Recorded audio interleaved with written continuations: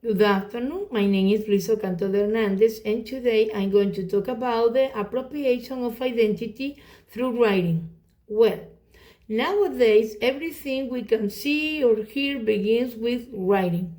We can observe this in commercials, in script for plays or movies, in books, in comics, and so on. All of these become real because at some point they were writing by the structure and personal trick of their authors. However, one of the main problems most people face is not knowing what to write because they believe there is nothing original to express. Yet we all have concern, thoughts, opinion, and that ultimately reflect who we truly are.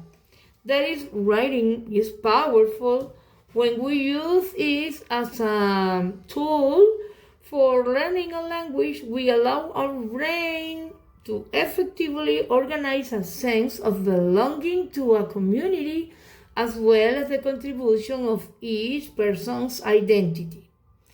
Since all human beings are different, we need to disconnect to a little from external noise and try to connect with who we really are.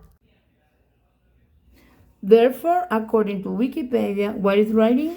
It is a system of graphic representation of some language through sign inscribed on a surface. In this sense, it is a graphical means of preserving and transmitting information.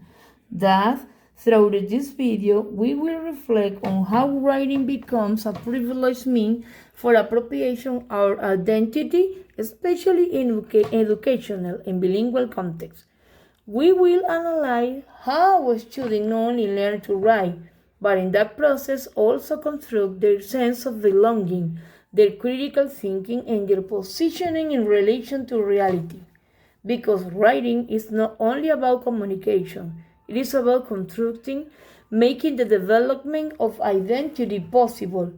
When students lack motivation to learn English as a second language, the idea that writing is connected to their identity becomes especially relevant since it allows young people not only to answer a question, but to recognize themselves as learners with a voice, a history, goals, and sense of belonging within the process on learning English.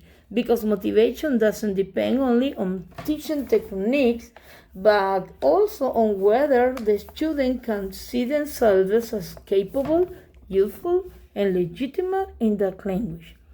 Writing is not just a methodological tool, but a way to activate meaning, belonging, and the desire to learn, offering space to connect the language with real experiences, emotion, and personal projects.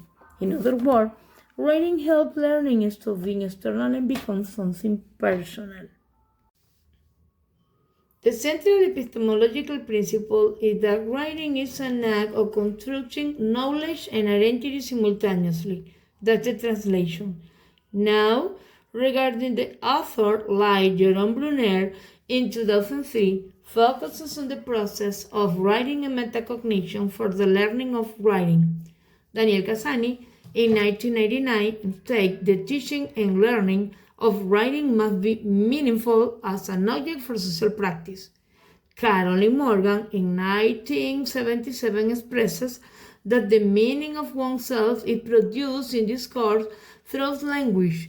Identity is socially constructed and locally negotiated. Regarding my experience as a teacher in several settings, such as public and private institutions, as well as in private classes, I was able to observe a lack of motivation toward learning English as a second language, as well as toward writing essays or even a simple journal. Students showed some anxiety, fear, and insecurity when they were asked to express their opinion or ideas about any topic in English. Most of them were concerned about not being good enough at writing. However, there was a minority who dared to put their own thoughts and arguments on paper, and they felt more confident and stable.